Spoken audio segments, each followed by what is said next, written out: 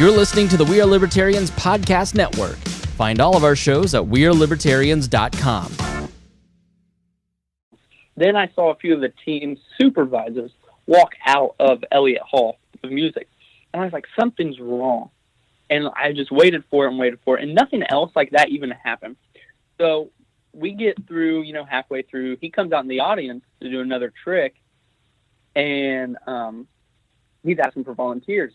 And he walks up to a girl, and he says, stand up, and she refused, wouldn't do anything. And he said, fine, be like that, like just messing around. And then she stood up and tried to rip the microphone from his hand, and he just pulled it away and kept walking and went to another one. Then this girl, he asked another one, and she wouldn't stand up. So at this time, I knew they're protesting whatever his act is going to be. I knew something was wrong, and they've been... I'm just sitting here listening to the Boss Hog of Liberty as I get ready. And they're talking about that Purdue story that we did on the show yesterday. You're listening to The Chris Spangle Show. I'm Chris Spangle. This is your daily dose of common sense from a libertarian perspective, where I bring you the news here on the We Are Libertarians Network. Be sure to check out all of our shows like the Boss Hog of Liberty and We Are Libertarians at wearelibertarians.com. And be sure to support us on Patreon. This being a brand new show, I'm going to say it again. 3 ways. If you want this show to continue, I want to know that you're listening. Share it on social media, promote it, send me an email, let me know that it's going on. Sorry, but you just heard Mittens pop up.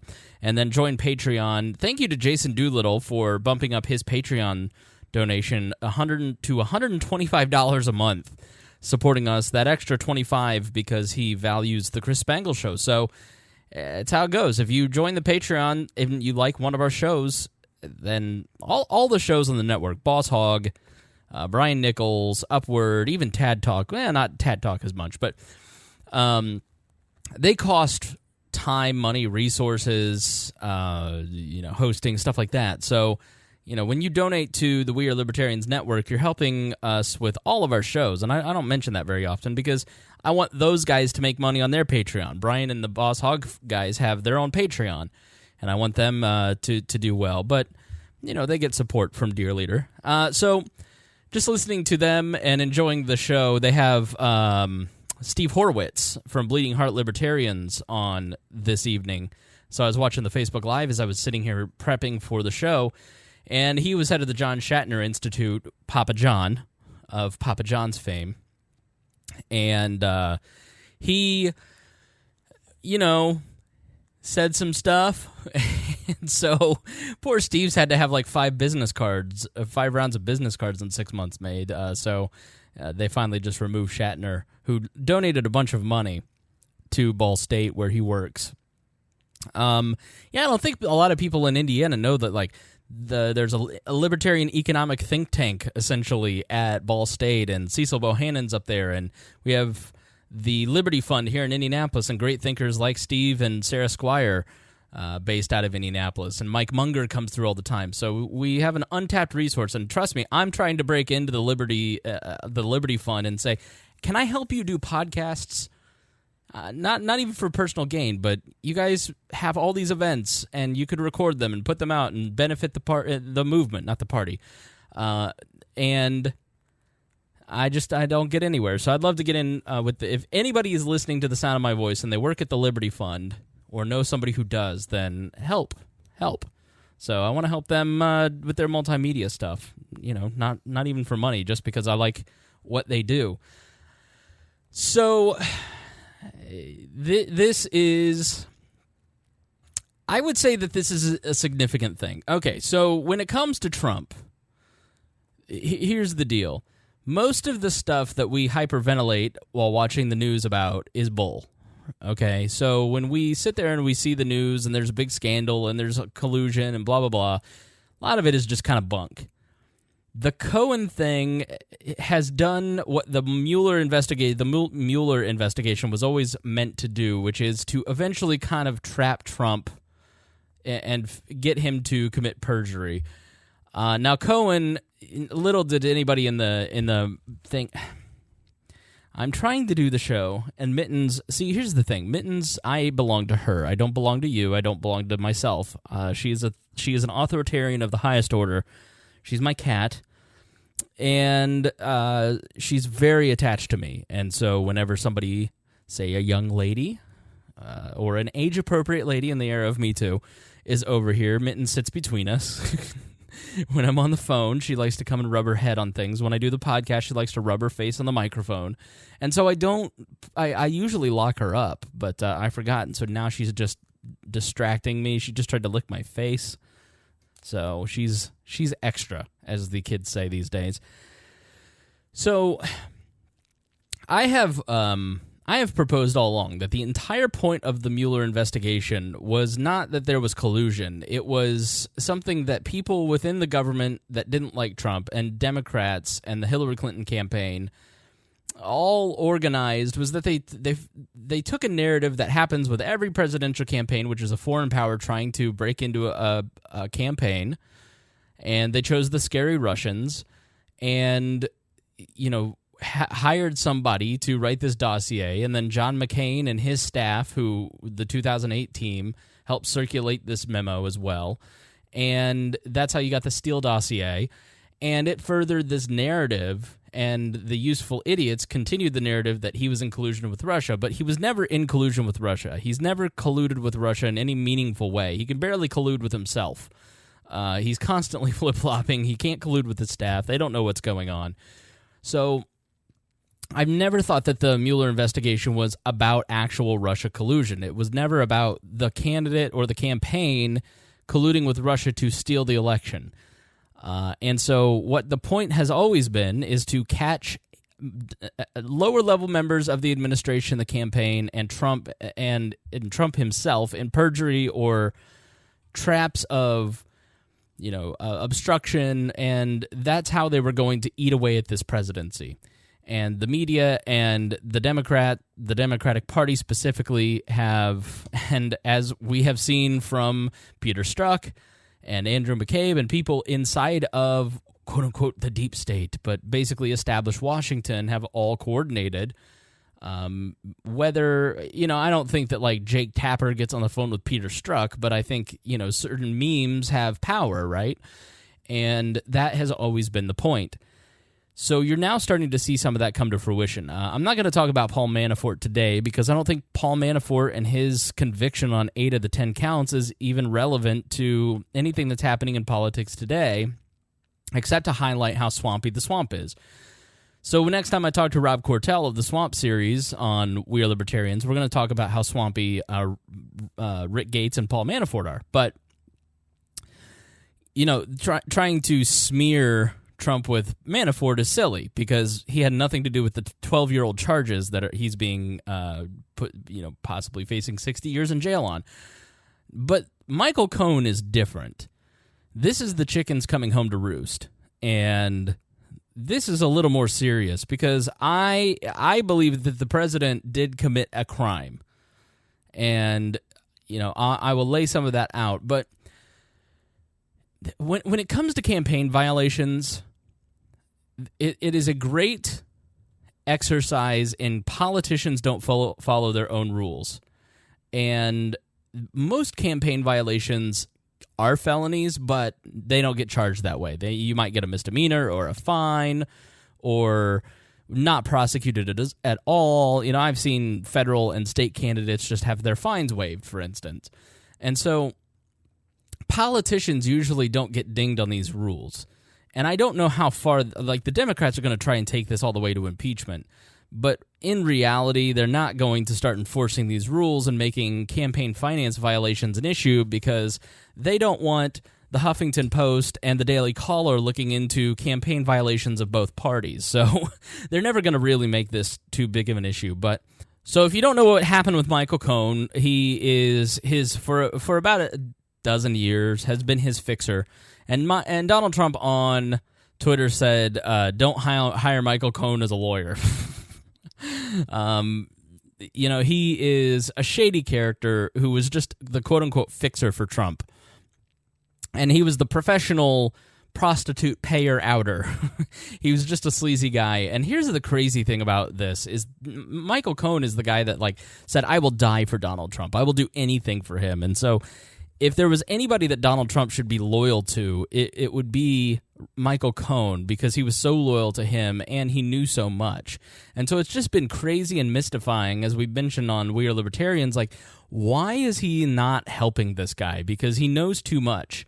Like, what is the deal? Like, and there's this weird thing where Donald Trump has to wash himself clean of all of the things that he did wrong by blaming other people. And if he gets too close to this person, then somehow he is going to be held accountable for his own actions. But if he keeps distance, then he can blame Michael Cohen for everything.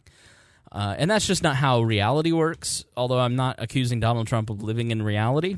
Cohen basically was brought up on tax evasion charges and a single count of bank fraud, and declaring in a federal courtroom that he lied on a home equity line of credit to obtain money to pay off Stormy Daniels. So early October of 2016, the Stormy Daniels and another they started chirping and they wanted money, and so the National Enquirer, which is owned by a friend of Donald Trump, ended up buying their story at the direction of Michael Cohen.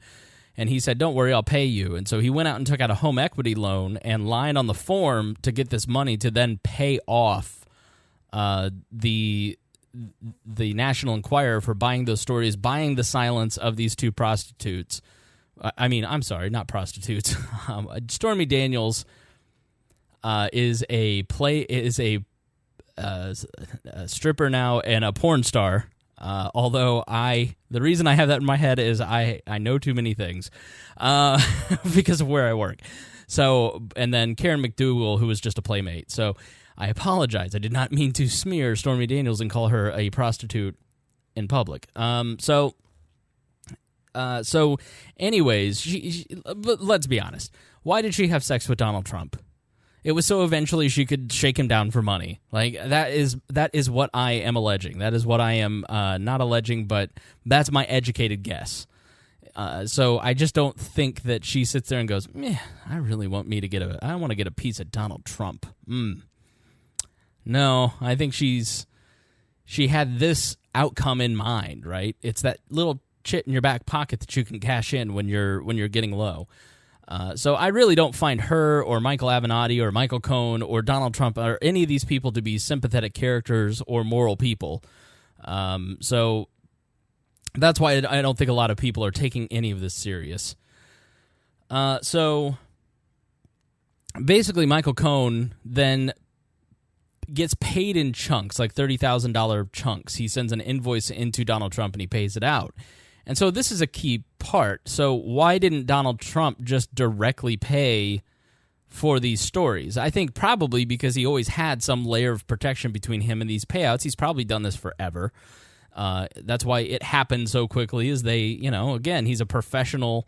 Michael Cohen is a professional, stripper payer outer. And that's his title. He should put that on business cards. And, Donald Trump didn't want to get his hands dirty, but it also smacks, as Laney Davis, the attorney, the former Clinton attorney now working for Michael Cohen, said, it smacks of Donald Trump knowing he was doing something wrong. So Cohen in court basically says, the document says, he lied on a home equity line of credit to obtain money to pay off Daniels in coordination with and at the direction of a candidate for federal office, being Trump, and that he did so for, quote, the principal purpose of influencing the election. In other words, as Michael, is this Michael Garrity? I'm sorry, I'm so tired, I am beat today. Jim Garrity at National Review writes, in other words, Cohen has now effectively testified that Trump conspired with him to commit a crime.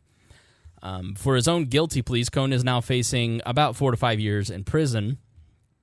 Landy Davis said, Cohen stood up and testified under oath that Trump directed him to commit a crime by making payments to 2 women for the principal purpose of influencing an election.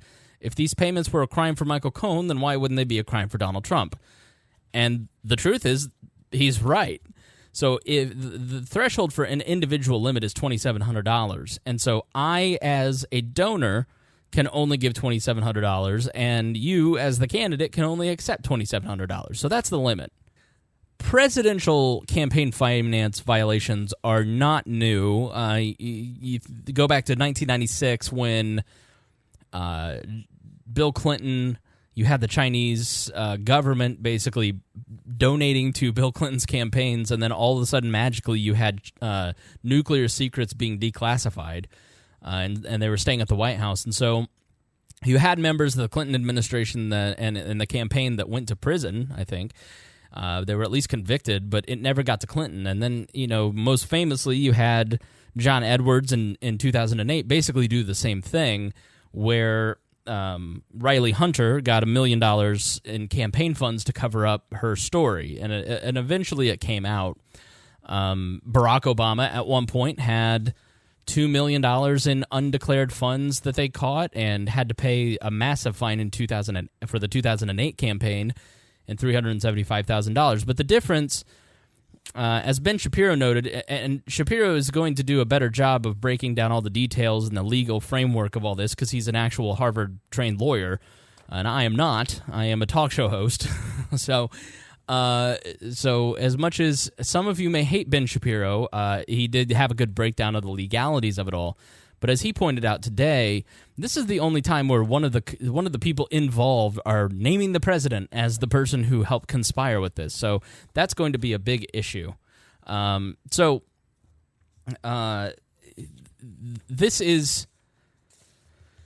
the deal. Everybody in politics, they don't take campaign stuff, like they don't take campaign violations seriously. So everybody takes the donations part seriously, but they don't take seriously the fines, right? Like if you get dinged, you're probably going to get out of it. And it's a great example of the rule of law. It's a great example of where, do laws mean anything? And I think that's part of how I look at this. I look at this and I go, if I were a libertarian presidential candidate, if I were Gary Johnson and I were in the same boat, I would have no recourse. I would get dinged. They'd throw the book at me. There probably wouldn't be any leniency.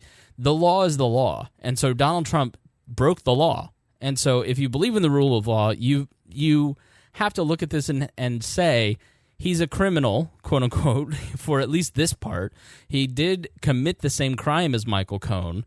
And why is he not facing the same penalties for that same action?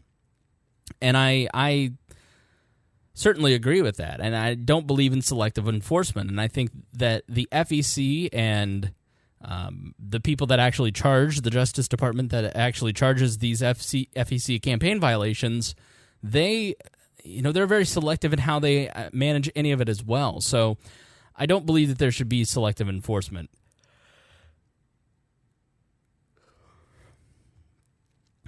So the problem now becomes, how do you charge the president of the United States with a crime, and is this crime something that you can impeach them on? Every Democrat in the world is going to say yes, but the reality is that it as Andy McCarthy wrote in a piece on National Review, which I've put in the show notes, let me see. Let's split some legal hairs, he writes.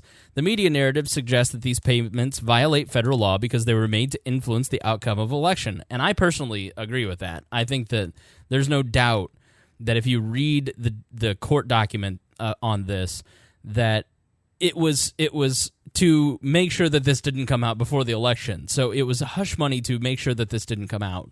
He says, and Andrew McCarthy is a former federal prosecutor, It is not illegal to pay hush money to two women. It was illegal for Cohen to make an in-kind contribution, which is what the payoffs were, in excess of the legal limit. So, for instance, what an in-kind contribution is that if you show up to the office of your favorite candidate and you say, here's a pallet of pens. I know you're going to need a lot of pens.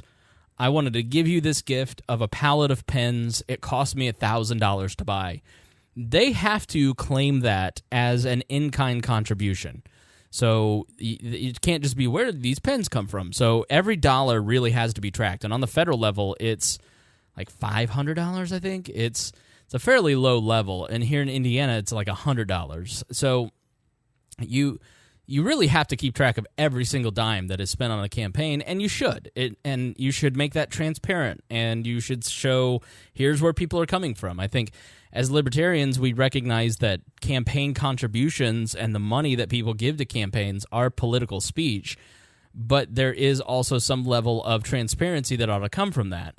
So the way that you govern all of the corporate crony capitalism is by transparency and making things as equal as possible through transparency. So you can't exceed $2,700, and they can't accept it. The latter illegality is relevant because Cohen formed corporations to transfer the hush money. So he exceeded. It is illegal for corporations to contribute to candidates, and so he basically used corporate money as an in-kind contribution, which is a no-no. So Trump he writes, could have done it himself. Trump can give as much money to his campaign as he wants, and so he didn't because he didn't want to get caught. The Justice Department basically has guidelines that they can't indict a sitting president, and because the president himself is in charge of the judicial branch in the executive branch, and so they're not actually allowed to charge him with a crime. So this is either going to have to wait until he is no longer president, or it is going to have to be an issue of an impeachment, and then it goes before the Senate for actual removal. So as Andy McCarthy writes, the further removed misconduct is from core responsibilities of the presidency, the less political support there will be for the president's removal from office.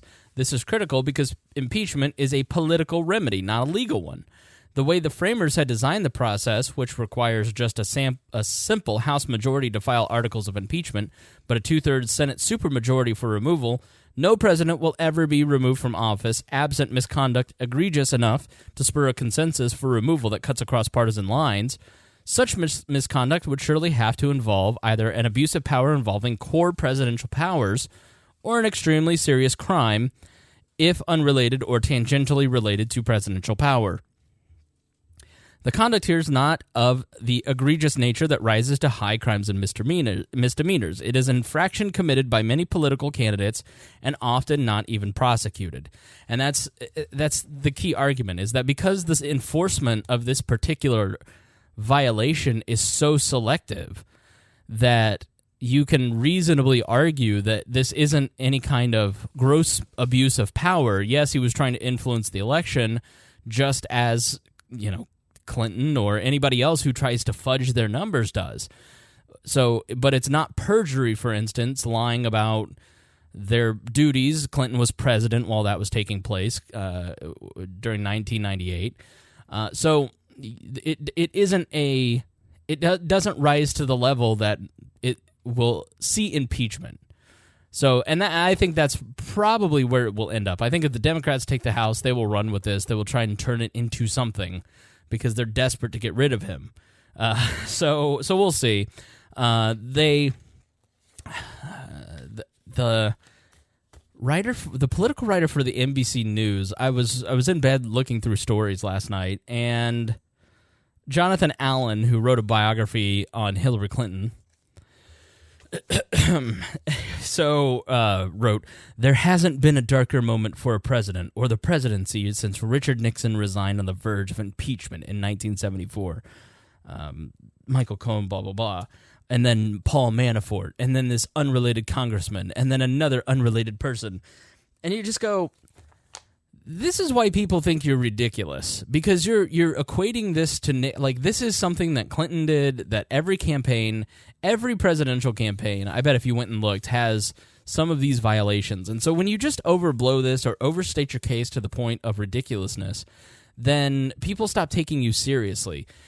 And so this is a very serious matter for the president, and I think this is a genuine thorn in his side now. So it isn't like the collusion stuff where people who are...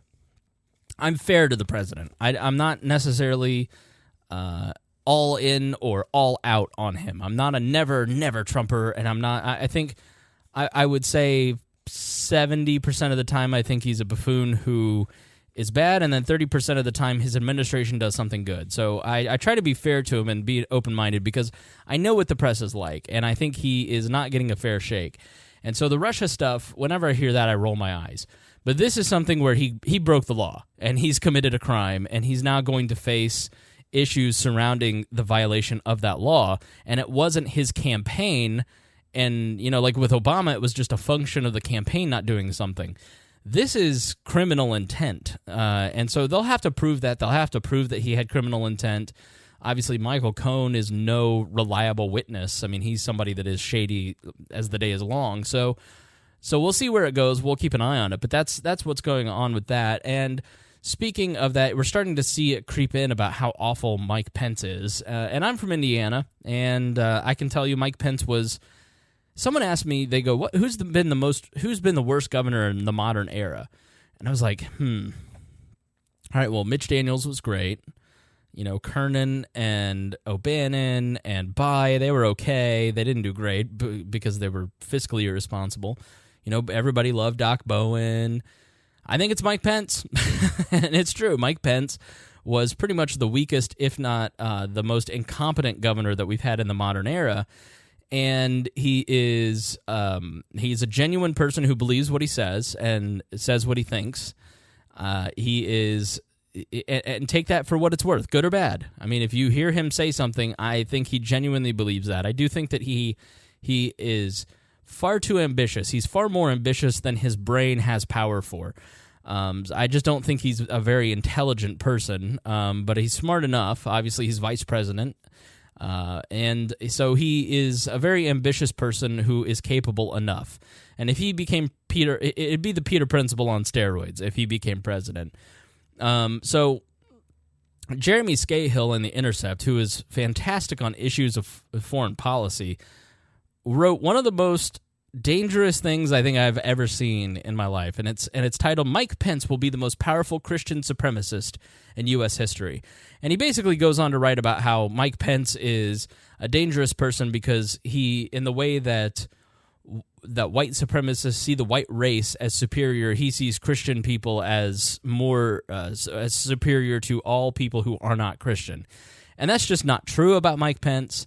He is not a dominionist like Gary North or other people. He is a traditional Republican and an Orthodox Christian in the way that the modern evangelical movement views it. And to call him a Christian supremacist and introduce this new term that now the left is going to start calling people of faith Christian supremacists, in 5 years, you won't be called a Christian. And it won't be good to be called a Christian because you'll be called a Christian supremacist.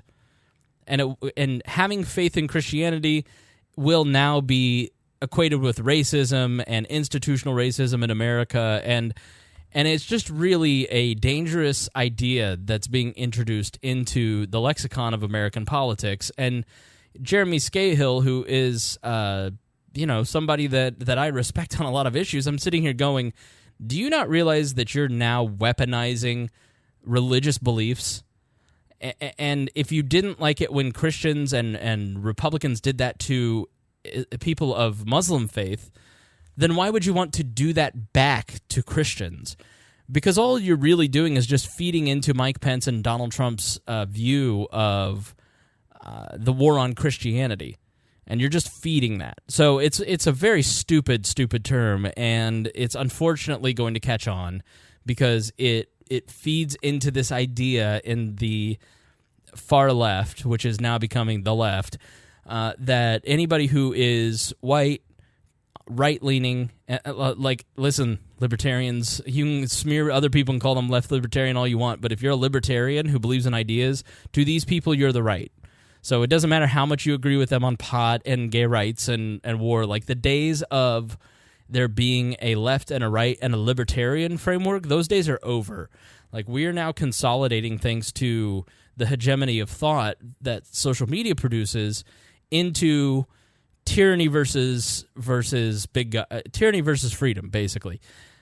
So that's why I find Joshua Smith is real pissed at me for my comments on We Are Libertarians today. But the truth is when you try to create these false binary choices and then you try to attack people that are on your side, do you not realize the task before us? There are people who want to call us libertarian supremacists. Because we believe in traditional classical liberal values, we're all racists, which is just a bizarre thing. And those are the people that are our enemy. Those are the people that are trying to squash freedom. It is not people like the libertarian socialists and the 13 people that, you know, are running as libertarian candidates that just have a different view on property rights. Like that. So I just look at it and I go, this is so wrong-headed. We're fighting the wrong people when you've got people who are trying to, I don't know. Jeremy Scahill is doing something incredibly dangerous, and it's very sad that that's going to end up catching on. So to wrap up with a couple of news stories, Wells Fargo, Harry mentioned it yesterday, but on We Are Libertarians, but Wells Fargo closes Florida politician's account due to marijuana donations. And so Wells Fargo, the fourth largest bank in the U.S., fired Florida Agricultural Commissioner candidate Nikki Fried as a client this month because her campaign had received donations from quote-unquote lobbyists from the medical marijuana industry. The Marijuana Policy Project commented, saying this is yet another clear signal to Congress that they need to address the banking issue for the cannabis industry. And so MPP itself has had its account closed by PNC. That happened last year. And I thought this was a great line. When asked if that meant the company would be canceling the accounts of members of Congress who bank with Wells Fargo, Gray responded, the policy applies to everyone. So now it's open season. So if you believe in pot rights and they're going to cancel the accounts of people who have accepted campaign funds from lobbyists in the marijuana industry, anybody who's lobbied against marijuana, go find the candidates that they donate to. Major corporations that are beholden to shareholders have now been put in the middle, like MasterCard and Patreon, you know, getting beat up, or PETA beating up on Nabisco over animal crackers. It's like the boardroom is now, the left is weaponizing every single aspect of American life. And the conservatives are responding in kind. I remember in 2003 when I was a baby Republican, and we used to watch the left do this kind of stuff, and I would hear people say or read on AOL boardrooms, we need our own task force. And then, you know, Andrew Breitbart came along and created that along with Drudge. And now we're living in hell. This is just hell. And finally, Gen Z is set to outnumber millennials within a year. So they're going to Gen Z, which basically like a 2000 and below. I'm a millennial. I'm at the top end, 34, 35, down to 22, 23, 21. Depending on who's actually counting, and everybody younger is Gen Z. They make up. They're about to be 32% of the population in 2019, and millennials like myself will be 31.5. So I will be looking forward to them getting all of the blame for everything in the way that millennials get. Hooters is going out of business, and so somebody at work today, a boomer, was asking me, like, you know, is this true? Do millennials not like boobs? And I was like, it's not that millennials like boobs fine. But for us, going into Hooters is uncomfortable. So, like, I don't feel like it's appropriate. You know, like, as a modern man in the dating world, like, if you're engaging in certain activities, you ask for consent multiple times, you know, in ways that don't ruin the mood, but you still, you know, and like, you have to do that. Or, you know, I have several female friends who are very like, I've been on 4 dates with him and he hasn't kissed me. Does he not like me? I'm like, no, he's waiting for you to give him a signal of interest because he respects you and he's trying to be respectful of you.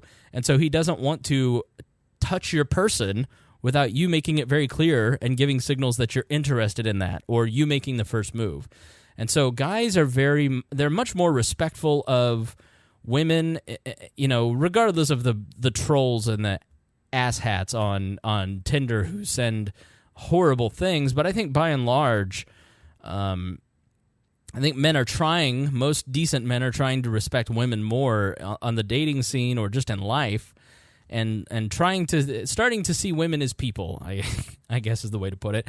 And so when you go to Hooters, it just doesn't feel right. It just, I don't know. It's like, okay. And so that's not because millennials are not going because it's creepy. And we don't want to feel creepy. So it may have been a great idea in the 70s, but not anymore. So And obviously, all the women that work there voluntarily, and so it's not any kind of forced thing, and it's their choice, and they make great money doing it, and they enjoy it. But that's why it's millennial dudes love boobs, right, Mittens? Yeah, she says right. So, all right, thanks for joining me here on this episode of the Chris Spangle Show. Please be sure to share it, and we will see you tomorrow. Tomorrow, change of plans. Rob has a sick wife, and so he has to attend to the wife. So Galt and Tad will be with me on We Are Libertarians, which you can get at wearelibertarians.com. So we'll talk to you tomorrow.